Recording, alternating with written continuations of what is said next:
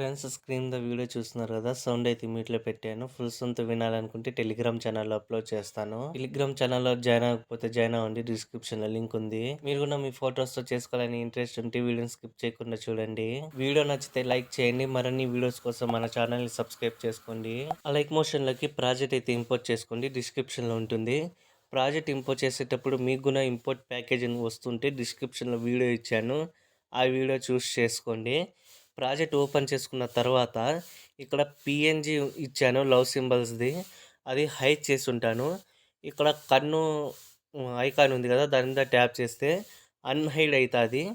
Same ఇదే విధంగా కింద ఒక ఫోటోను అలాగే రెక్టాంగిల్ షేప్ అయితే ఉంటది.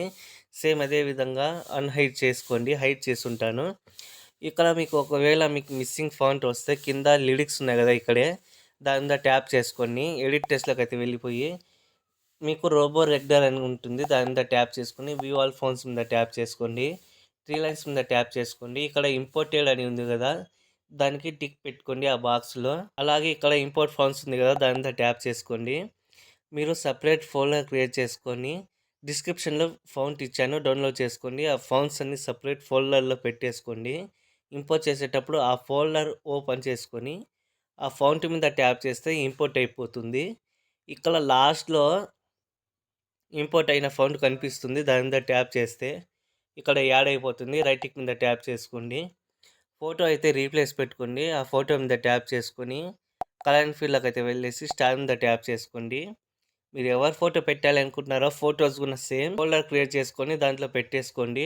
ఆ ఫోటో మీద ట్యాప్ చేసుకొని ప్లస్ ఐకాన్ మీద ట్యాప్ చేస్తే యాడ్ అయిపోతుంది. బ్యాక్‌కి వచ్చేయండి.